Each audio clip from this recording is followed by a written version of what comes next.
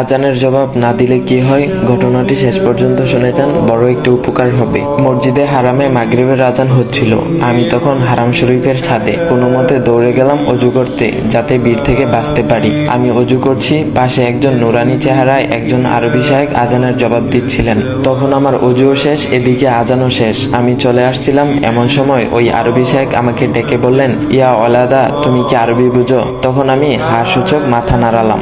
এরপর আরবি শায়েখ বললেন, তোমাকে দেখে তো মনে হচ্ছে তুমি এলেমওয়ালা, তা তুমি কি করে পারলে আজানের জবাব না দিয়ে অজু করতে? তুমি কি জানো নবী করিম সাল্লাল্লাহু আলাইহি ওয়াসাল্লাম বলেছেন, তোমরা আজান শুনতে পেলে আজানের জবাব দিবে, অর্থাৎ মুয়াজ্জিন যেরূপ বলবে তোমরাও তদ্রূপ বলবে, তারপর আমার উপর দুরূদ পাঠ করবে। কেননা কেউ আমার উপর একবার দুরূদ পাঠ করলে আল্লাহ তার প্রতি 10 বার রহমত বর্ষণ করেন, সুবহানাল্লাহ। এবং ওই ব্যক্তির উপর নবী করিম সাল্লাল্লাহু আলাইহি ওয়াসাল্লামের শাফায়াত অবধারিত হয়। সহিহ মুসলিম 384। তারপর শায়েখ বললেন, তুমি কি এই হাদিসটি শুনোনি? তখন আমি লজ্জিত স্বরে বললাম, জি জনাব, আমি এই হাদিসটি শুনেছি। তারপর উনি বলল, তুমি চাইলে এখন অজু করতে পারতে, কিন্তু তুমি কি পারবে এখন আজানের জবাব দিতে?